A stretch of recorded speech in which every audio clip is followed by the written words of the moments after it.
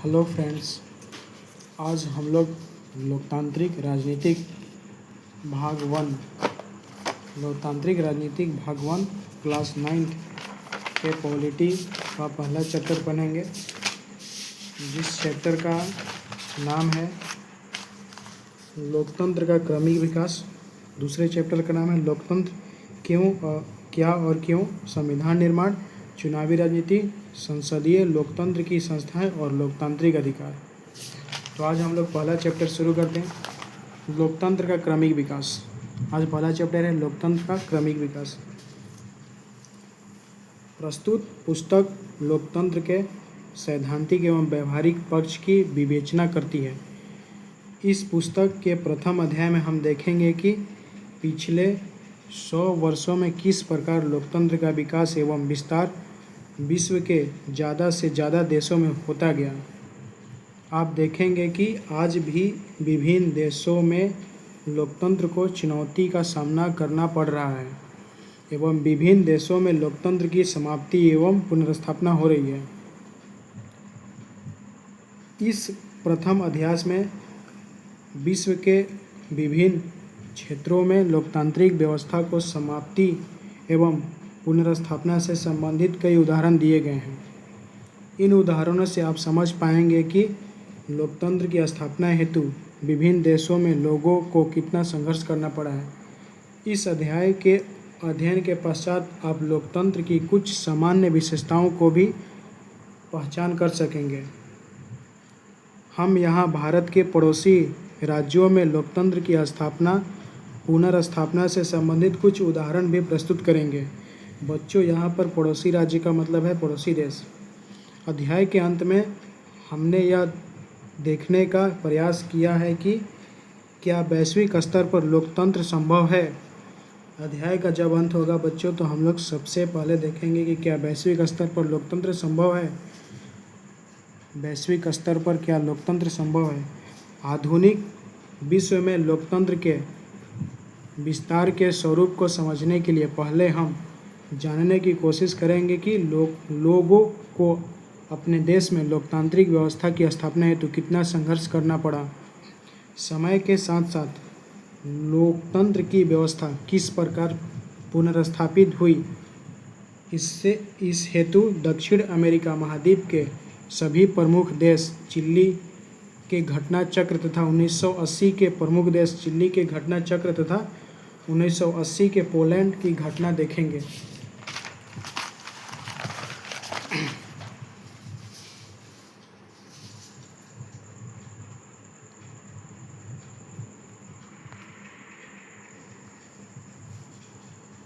दक्षिण अमेरिका महाद्वीप में चिली नाम का एक देश है। आयांदे नामक व्यक्ति चिली में सोशलिस्ट पार्टी की स्थापना और उसके उपरांत 1970 में राष्ट्रपति के चुनाव में पॉपुलर यूनिटी नामक गठबंधन का नेतृत्व किया। तो दक्षिण अमेरिका महाद्वीप में चिली नाम का एक देश है, जिसमें आयंदे नामक एक व्यक्ति ने चिली में सोशलिस्ट पार्टी की स्थापना की और उसके उपरांत उसने 1970 में राष्ट्रपति चुनाव में पॉपुलर यूनिटी नामक गठबंधन का नेतृत्व किया। आयांदे राष्ट्रपति निर्वाचित होने के बाद सामाजिक सुधारक के अनेक कार्यक्रम चलाए। उसने मजदूरों की दशा में सुधार, शिक्षा प्रणाली में सुधार के अनेक प्रयास किए। आयांदे ने मजदूरों की जो दशा थी और शिक्षा प्रणाली थी उसके सुधार में बहुत सारा प्रयास किया। जैसे कि चिली के आयांदे सरकार ने अन्य कई कार्यक्रम चलाए, जैसे बच्चों को मुफ्त दूध बांटना, भूमिहीन किसानों को ज़मीन बांटना इत्यादि। इस समय चिली की आर्थिक स्थिति बहुत खराब थी। इस समय विदेशी कंपनियां देश के तांबे जैसी प्राकृतिक संपदा बड़े पैमाने पर देश से बाहर ले जा रही थी। चिली में इस समय क्या रहा था कि विदेशी कंपनी जो थी चिली देश के तांबे जैसे प्राकृतिक संपदा बड़े पैमाने पर चिली देश से बाहर की ओर ले जा रही थी। अब आते हैं राष्ट्रपति रह जा रही थी और काफ़ी मुनाफा कमा रही थी। राष्ट्रपति साल्वाडोर आयंदे ने विदेशी कंपनी के इन कृत्यों का विरोध किया। चिली के जो राष्ट्रपति है साल्वाडोर आयंदे ने विदेशी कंपनी के इन कृत्यों का विरोध किया। चिली के चर्च जमींदार वर्ग, अमीर लोगों ने तथा कई राजनीतिक दलों ने राष्ट्रपति के इन सुधार कार्यक्रम का विरोध किया। चिली के जैसे चर्च के लोग, जमींदार वर्ग, अमीर लोग ने राजनीतिक दलों ने राष्ट्रपति के इन सुधारों का विरोध किया एवं उनके विरुद्ध षड्यंत्र में शामिल हो गए। फलतः 11 सितंबर 1973 को नौसेना के एक समूह ने चिली के प्रसिद्ध बंदरगाह पर कब्जा कर लिया। देश की रक्षा मंत्री को सेना के लोगों ने गिरफ्तार कर लिया। 11 सितंबर 1973 को नौसेना ने चिली के एक प्रसिद्ध बंदरगाह पर कब्जा कर लिया। फिर देश के रक्षा मंत्री को एक सेना अधिकारी ने गिरफ्तार कर लिया।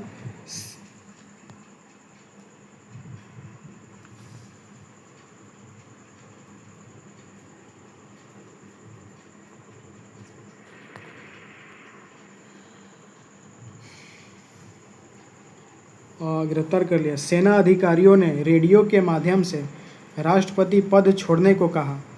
सेना अधिकारी जो थे वो रेडियो के माध्यम से चिली के राष्ट्रपति साल्वाडोर आयंदे को राष्ट्रपति पद से छोड़ने के लिए कह रहे थे। राष्ट्रपति ने आयंदे ने इस्तीफा देने या देश से बाहर चले जाने से इनकार किया। राष्ट्रपति जो चिली के राष्ट्रपति थे साल्वाडोर आयंदे, इन्होंने इस्तीफा देने से इनकार किया। सेना कुछ करती इसके पहले ही उन्होंने रेडियो पर देश के नाम अपना संदेश दिया, जिसके कुछ अंश इस प्रकार हैं।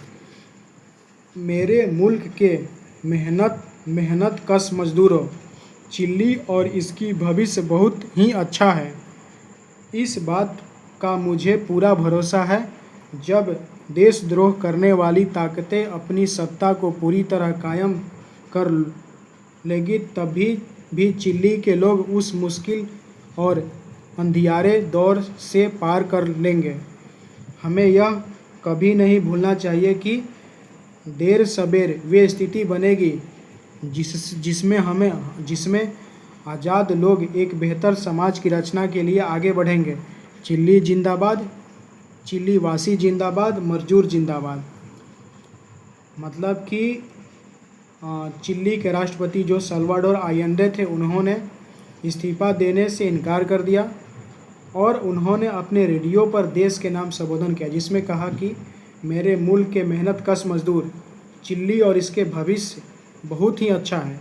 इस बात का मुझे पूरा भरोसा है, जब देशद्रोह करने वाली ताकतें अपनी सत्ता पूरी तरह कायम कर लेगी, तब भी चिली के लोग उसे मुश्किल और अंधियारे दौर से पार पा लेंगे। हमें यह कभी नहीं भूलना चाहिए कि देर सबेर वे स्थिति बनेगी जिसमें आज़ाद लोग एक बेहतर समाज की रचना करने के लिए आगे बढ़ेंगे। चिली जिंदाबाद, चिली वासी जिंदाबाद, मजदूर जिंदाबाद। ये मेरी आखिरी शब्द है। किसने कहा ये मेरी आखिरी शब्द है? तो चिली के राष्ट्रपति कौन है? तो साल्वाडोर आयंदे। और मुझे पूरा भरोसा है कि मेरी कुर्बानी बेकार नहीं जाएगी और मैं महापराध कार्यता और देशद्रोह के खिलाफ एक नैतिक सबक बनकर मौजूद रहूँगा। अब आते हैं नेक्स्ट, मौजूद रहूँगा, उस चिली के राष्ट्रपति ने कहा। इस प्रकार 11 सितंबर 1973 को जनरल अगस्तो के नेतृत्व में इस प्रकार 11 सितंबर 1973 जनरल अगस्तो के नेतृत्व में विद्रोही सेना के गुटों ने अमेरिकी सरकार के सहयोग से चिली की सत्ता पर अधिकार कर लिया। अमेरिकी सरकार के सहयोग से चिली के सत्ता पर अधिकार कर लिया। अब आते हैं नेक्स्ट, राष्ट्रपति आयंदे की हत्या कर दी गई। 11 सितंबर 1973 को चिली में जो कुछ हुआ उसे सैनिक तख्तापलट कहते हैं। सैनिक तख्तापलट किसे कहते हैं? जब कोई सेना के अधिकारी अपने देश के प्रधान यानी राष्ट्रपति या प्रधानमंत्री को पद से हटा दे, पद से हटाकर खुद बैठ जाए, तो उसे ही सैनिक तख्तापलट कहते हैं। अब आते हैं, पिनोशे की सरकार ने आयंदे के समर्थक वाली लोकतंत्र की मांग करने वाले का दमन किया। पिनोशे की सरकार ने आयंदे के समर्थक और लोकतंत्र को मांग करने वालों का दमन किया। पिनोशे की सरकार ने आयंदे के समर्थकों और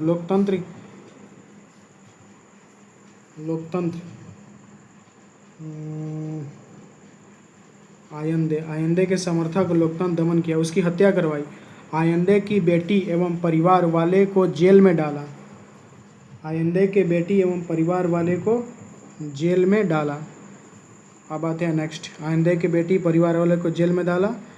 कितने लोगों को लापता कर दिया, इसका कहीं ना कहीं कोई लेखा जोखा नहीं था।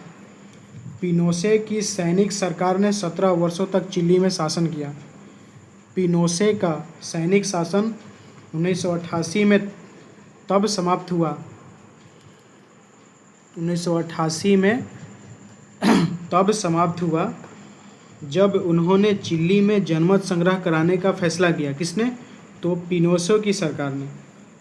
1988 में समाप्त हुआ। जनमत संग्रह में पिनोशे की सत्ता को देश की जनता ने भारी बहुमत से ठुकरा दिया। ओहो, इस प्रकार चिली की जनता ने देशद्रोह करने वाले अपराधियों को सजा दे दी। इसी प्रकार चिली में लोकतंत्र की पुनर्स्थापना हुई।